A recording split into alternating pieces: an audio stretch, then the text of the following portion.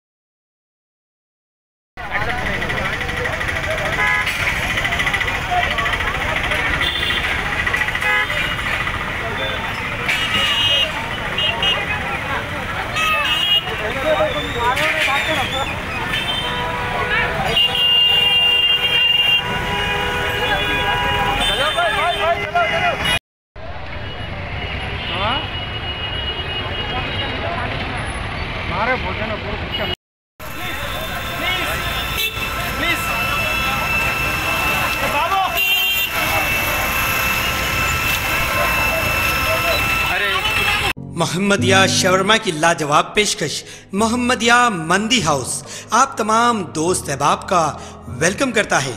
अलहदा कैबिन में बैठकर अपने दोस्त अहबाब फैमिलीज के साथ मटन मंदी, चिकन मंदी, फिश मंदी और प्रॉन्स मंदी का मजा लीजिए।